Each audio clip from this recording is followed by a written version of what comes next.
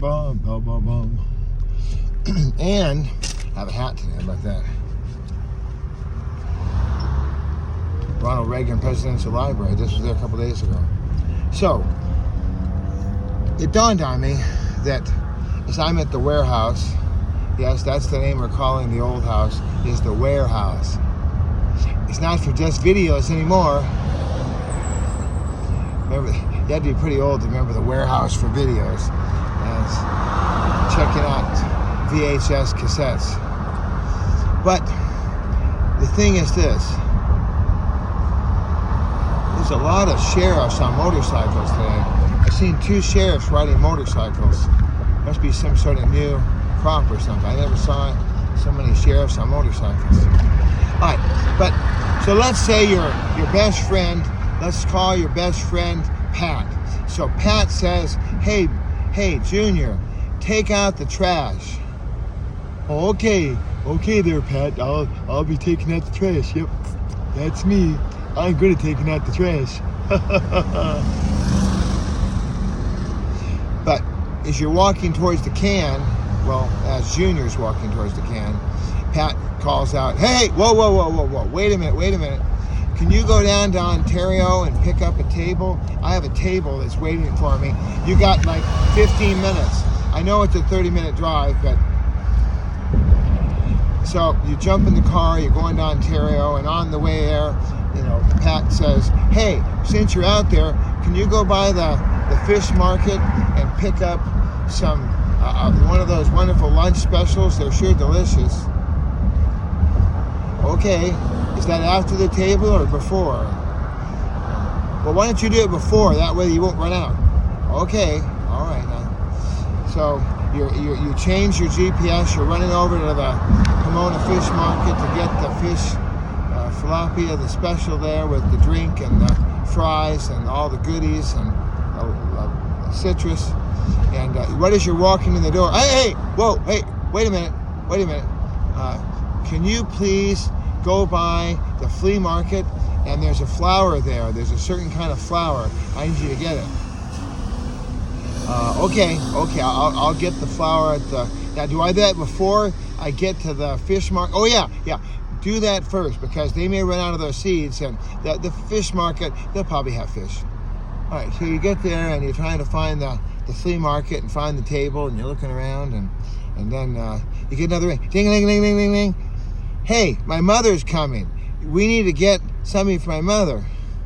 Okay, good, I got you. And you kind of get the idea here that, even though the job was really simple, just take out the trash. Suddenly, taking out the trash, the priorities.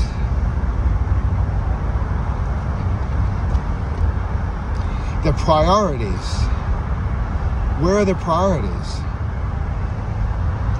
And that's not it. There's more. So, let's cut to the chase, as they say in the movies. So what's happened is this.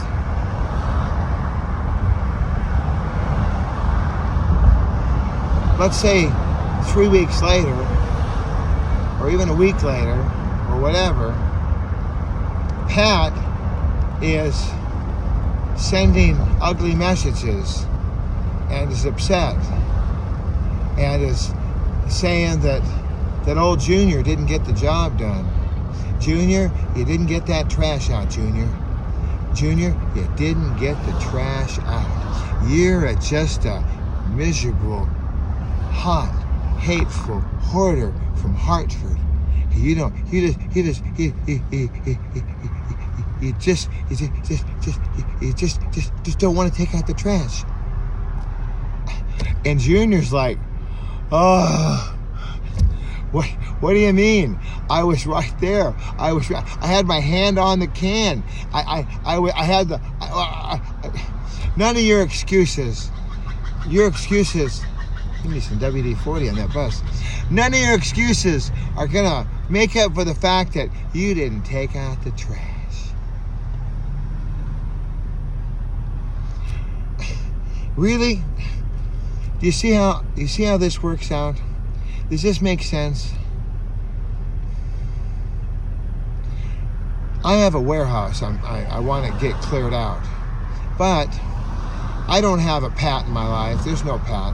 But I've got, I do have a lot of Pats, not just one. I got a whole bunch of Pats. I got people that want buildings done.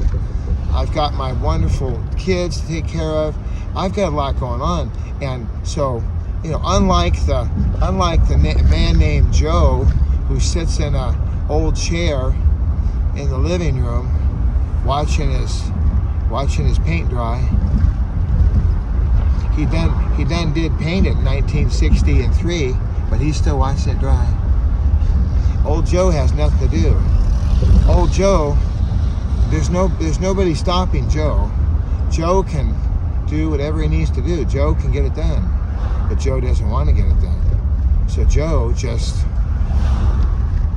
sits. Now Joe would be an example of someone who could get the job done and isn't. But Junior is very lively and quick. He's almost like St. Nick. But he doesn't get a chance because he's constantly being pulled off of one job to do another job. And so then they yell at him because he didn't get the first job done. But you can see the superiors, the bosses, the nuns, the priests, the Archdiocese of Los Angeles, somebody's pulling him off the job. So he doesn't get to, and well, Junior probably should just say, hold the phone, no more requests. But Junior's a nice guy, and he figures, hey, if Pat's out and happy, ain't nobody happy. So we're gonna make sure Pat's happy. And Pat must realize, of course, that the trash isn't getting taken out because Junior's being sent. Remember that? But it doesn't seem that Pat realizes that. Pat just thinks that Junior's a lazy old furry bum sitting on an old wood chair, strumming on a guitar or on a little banjo, just hanging out there, like. But that's not what's happening at all. So give me a call, 213-713-8954, 8954 green, att.net. And I'm not sure exactly what the moral of the story is. I guess it is that Junior should say no sometimes. But what if you can't say no? What if you can't say no? Then what I'm asking for is I'm asking for empathy for old Junior. Be empathetic with old Junior. Please don't consider Junior a bad guy. Junior's doing the best he can. He loves Jesus. He loves his friend Pat. He wants to do everything right.